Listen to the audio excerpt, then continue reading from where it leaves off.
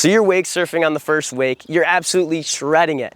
You look behind you and this guy's absolutely shredding on the second wake behind a boat. So he's wake foiling and you're wake surfing. How in the world do these two sports compare?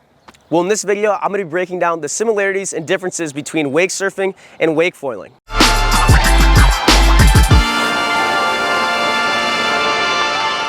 The first question we're going to look at is, where can you ride?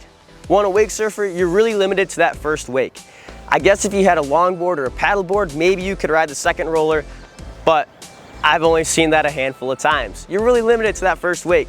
Or on a hydrofoil, you can ride the first wake, you can ride the second wake, you can ride the third. Really, the possibilities are endless. I've seen guys get back 10 plus wakes on a wakeboard boat. Pretty crazy stuff. And the cool thing is, once you learn how to pump in the flat water, you can go anywhere. Behind the boat is kind of like a playground. You can jump from wake to wake, either side, it doesn't really matter. On a foil, you can go anywhere. Or a wake surfer, you're limited to that first wake. The next question we're gonna look at is, who can do it? Well, if you can wake surf, there's a good chance you'll be able to wake foil.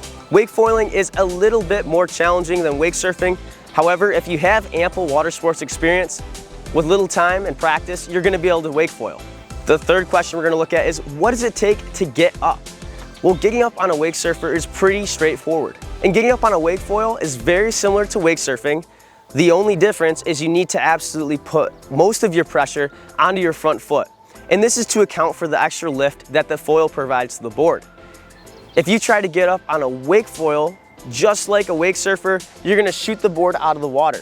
So on a wake surfer, you can load your back foot, where on a wake foil, you're gonna need to apply a bunch of pressure to your front foot. But as for the setup, getting the board to your feet, and getting up and pointing your hip towards the boat, that's all the same. The only difference is your weight distribution. And the fourth question we'll look at, comparing the two sports, is what does it cost? Well, if you want to get into foiling, you're looking at about $1,000 to get into wake foiling. And that includes the board and the foil. With wake surfing, you're going to be able to find cheaper boards than $1,000. One other thing to look at is you can foil behind pretty much any boat and it's going to be fun. And when you get good enough wake foiling, you can actually surf the wake on a boat that's smaller than a wakeboard boat. Where on a wake surfer, you really need a nice wakeboard boat to have a wake that you can actually surf and drop the rope. Overall, you're getting out in the water, you're having a good time with both these sports. However, wake surfing is slightly easier to learn than wake foiling. It is a very good entry-level sport. Wake foiling, you're gonna be able to do a lot more with this sport. You can ride more wakes and you can ride behind different boats and still have a great time.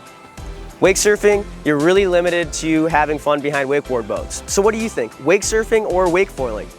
Let us know what you think in the comment section below. If you have any other questions about wake foiling, feel free to visit us at mackkiteboarding.com. That link is in the description below. Whatever sport you're into, happy shredding, and I look forward to seeing you in other YouTube videos.